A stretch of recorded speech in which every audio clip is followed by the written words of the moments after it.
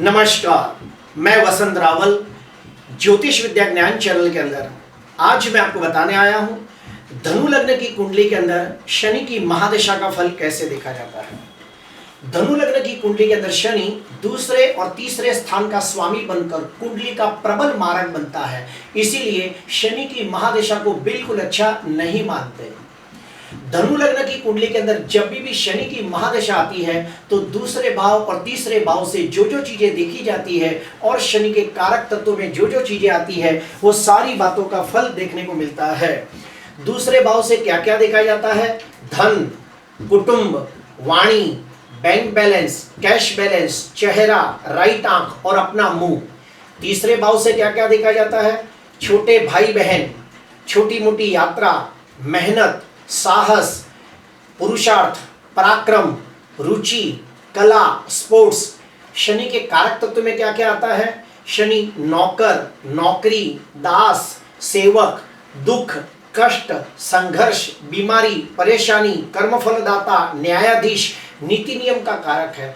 तो जब भी शनि की महादशा आती है तो दूसरे भाव से और तीसरे भाव से जो जो चीजें देखी जाती है और शनि के कारक तत्व में जो जो चीजें आती है वो सारी बातों का फल देखने को मिलता है। शनि दूसरे और तीसरे स्थान का स्वामी होकर जो भी भाव में बैठा होगा वो भाव के अनुरूप फल देखने को मिलता है, उस भाव के द्वारा फल देखने को मिलता है। फॉर एग्जाम्पल कि शनि दूसरे और तीसरे स्थान का स्वामी बनकर 11वें भाव के अंदर तुला राशि के अंदर उच्चका होकर बैठा है, तो हमें इसका प्रेडिक्शन कैसे करना चाहिए? जब भी शनि की महादशा, अंतरदशा, प्रत्यंतर दशा आएगी तो हम कह सकते हैं कि व्यक्ति को कुटुंब से लाभ होगा, कैश बैलेंस, बैंक बैलेंस जमा होगी, व्यक्ति का अपने छोटे भाई बहनों के साथ रिश्ता अच्छा होगा, छोटी मोटी सफर से लाभ होगा और अपने पुरुषार्थ का अच्छा फल मिलेगा। इस प्रकार से प्रेडिक्शन किया जाता है। अभी हम लोग शनि की महादशा का प्रेडिक्शन करने के 2 सटीक नियम बताने जा रहा हूं, ध्यान से सुनना। पहला, जन्म कुंडली के अंदर शनि जो भी राशि में बैठा होगा उसी राशि को लग्न भाव में रख दिया जाए और पूरी जन्म कुंडली को घुमा दिया जाए तो दशा कुंडली बनती है। फॉर एग्जाम्पल कि शनि कन्या राशि में बैठा है तो कन्या राशि को ही लग्न में रखेंगे और पूरी जन्म कुंडली को घुमा देंगे तो दशा कुंडली बन जाती है, जो मैंने बना कर रखी है। दशा कुंडली के अंदर आप देखिए कि चौथे भाव के अंदर गुरु स्वगृही होकर हंस योग नाम का पंच महापुरुष राजयोग बना रहा है और हमें इसका प्रेडिक्शन करना है तो कैसे किया जाएगा? जन्म कुंडली में देखते हैं कि गुरु कुंडली का कारक ग्रह है, शनि कुंडली का मारक है, दोनों का आपस में न मित्रता न शत्रुता का संबंध है, दोनों का सम संबंध है। तो शनि की महादशा के अंदर जब भी गुरु की अंतर्दशा आएगी तो हम कह सकते हैं व्यक्ति नया मकान, वाहन, प्रॉपर्टी बनाएगा, माता के सुख में वृद्धि होगी।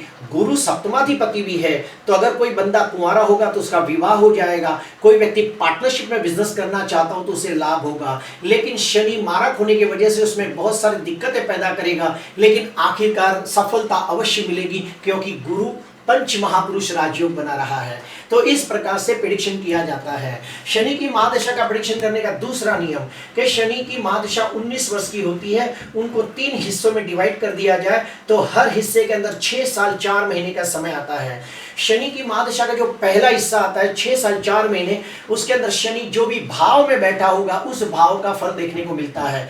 शनि की महादशा का जो दूसरा हिस्सा आता है 6 साल 4 महीने, उसके अंदर शनि की जो मूल त्रिकोण राशि है कुंभ राशि जो तीसरे भाव में है, तो तीसरे भाव से लगती सारी बातों का फल देखने को मिलता है।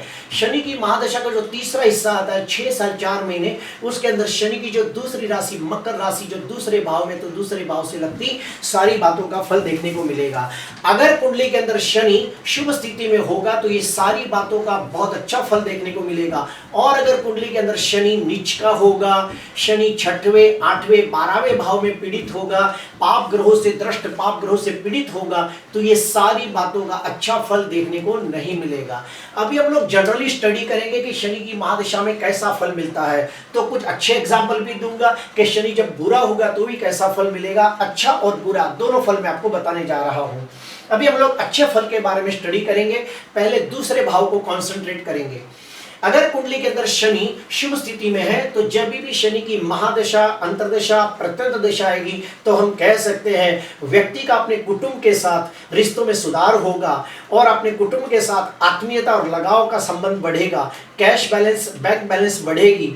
व्यक्ति परिस्थिति को समझकर परिणाम का विचार करके स्थिरता और गंभीरता के साथ वाणी का उपयोग करता है और उसकी वाणी में प्रभाव पैदा होता है। अभी हम लोग तीसरे भाव को कंसंट्रेट करेंगे कि अगर कुंडली के अंदर शनि शुभ स्थिति में है तो शनि की महादशा, अंतर्दशा, प्रत्यंत दशा के अंदर व्यक्ति कड़ी मेहनत करके अपनी काबिलियत से अपने दमखम पर शून्य में से सर्जन करता है। व्यक्ति का अपने छोटे भाई बहनों के साथ रिश्ता सुधरने लगता है और उनसे आत्मीयता और लगाव बढ़ने लगता है। व्यक्ति कोई स्पोर्ट्स और कला के अंदर अपना करियर बनाना चाहता हो तो शनि की महादशा को सर्वोत्तम माना गया है। और अगर व्यक्ति कोई छोटी मोटी सफर करे तो उसमें उसको निश्चित लाभ होता है। अभी हम कारक तत्व के बारे में स्टडी करेंगे कि अगर कुंडली के अंदर शनि शुभ स्थिति में हो तो जब भी शनि की महादशा, अंतर्दशा, प्रत्यंत दशा आएगी तो व्यक्ति कायदा कानून का उल्लंघन किए बिना नीति नियमों का पालन करते हुए धीमी गति से लेकिन अपने कार्य क्षेत्र के अंदर अच्छी सफलता प्राप्त करता है। व्यक्ति कड़ी मेहनत से पूरी ईमानदारी, वफादारी और नीति के साथ अपनी जिम्मेदारियों को निभाते हुए अपने काम को अंजाम देता है। अभी हम लोग अशुभ के बारे में स्टडी करेंगे कि अगर शनि नीच का हो, पीड़ित हो, निर्बल हो, पाप ग्रहों से त्रस्त हो, पाप ग्रहों से पीड़ित हो, शनि 6वें, 8वें, 12वें भाव में कमजोर होता हो तो शनि की महादशा में कैसा फल मिलता है। पहले हम दूसरे भाव को कंसंट्रेट करेंगे कि अगर कुंडली में शनि पीड़ित है तो जब भी शनि की महादशा, अंतर्दशा, प्रत्यंत दशा आएगी तो व्यक्ति का अपने कुटुंबियों के साथ रिश्तों में टकराव, खिटपीट, मतभेद, मनमुटाव होगा। कुटुंब के सभ्यों के साथ कंकास, कलेश, अशांति, झगड़े बढ़ेंगे और उसे रिश्ते बेईमानी लगने लगेंगे। व्यक्ति को ऐसा लगेगा कि सारे रिश्ते मतलबी होते हैं, कोई किसी का नहीं होता और उसके अंदर वैराग्य की भावना जागती है। उसके कैश बैलेंस और बैंक बैलेंस में भी कमी आने लगती है। उसकी वाणी में कटुता और रूढ़ता बढ़ने लगती है। अभी हम तीसरे भाव को कंसंट्रेट करेंगे कि अगर कुंडली में शनि कमजोर है, पीड़ित है तो जब भी शनि की महादशा, अंतर्दशा, प्रत्यंत दशा आएगी तो व्यक्ति बहुत मेहनत करने के बावजूद वो उन्नति, प्रगति, विकास नहीं कर पाता जिसका वो हकदार होता है। तीसरा स्थान रुचि का भी है। व्यक्ति धन कमाने के लिए अपनी जिम्मेदारियों के बोझ तले इतना दब जाता है कि वो अपनी खुद की इच्छाएं, अपने खुद के शौक और अपने खुद के लिए जी नहीं पाता। अभी हम लोग और भी डीप में जाके स्टडी करेंगे कि अगर जन्म कुंडली के अंदर शनि, राहु और चंद्र ये तीनों ग्रह अगर 6वें, 8वें और 12वें भाव में एक साथ बैठे हो तो जब भी शनि की महादशा, अंतर्दशा, प्रत्यंत दशा आएगी तो व्यक्ति को बड़ी उम्र के अंदर गले का कैंसर हो सकता है। दूसरा एग्जाम्पल देता हूं कि अगर जन्म कुंडली के अंदर शनि और मंगल की युति 6वें, 8वें और 12वें भाव में हो तो उसे वाहन अकस्मात का योग हो सकता है। और अगर शनि, मंगल, राहु की युति 6वें, 8वें, 12वें भाव में हो तो शरीर के ऊपर कोई ऑपरेशन भी आ सकता है। कुंडली के अंदर शनि, चंद्र और केतु की युति 6, 8, 12वें भाव में हो तो व्यक्ति मानसिक टेंशन, एंजाइटी और डिप्रेशन में भी जा सकता है। अभी हम लोग स्टडी करेंगे कि धनु लग्न की कुंडली के अंदर शनि प्रबल मारक है तो पूरे के पूरे 19 साल खराब नहीं जाएंगे। उसके अंदर जब भी कारक ग्रहों की अंतर्दशा आएगी तो बहुत अच्छा फल मिलेगा। धनु लग्न की कुंडली के अंदर लग्नाधिपति गुरु, पंचमाधिपति मंगल और भाग्याधिपति सूर्य ये तीनों दिन कुंडली के कारक ग्रह है। तो शनि की महादशा के अंदर गुरु की अंतर्दशा, मंगल की अंतर्दशा और सूर्य की अंतर्दशा का बहुत अच्छा फल मिलता है। सिर्फ शर्त यह है कि ये कुंडली के अंदर शुभ स्थिति में होने चाहिए। अभी हम लोग स्टडी करेंगे कि शनि अगर कमजोर हो तो कौन से उपाय करने चाहिए। सबसे पहला उपाय ओम शम शनिश्वराय नमः, ओम शम शनिश्वराय नमः ये मंत्र का रोज 108 जाप करें। हनुमान चालीसा का पाठ करें। देवादिदेव महादेव की पूजा आराधना करें क्योंकि शनि शिव जी का ही अंश है।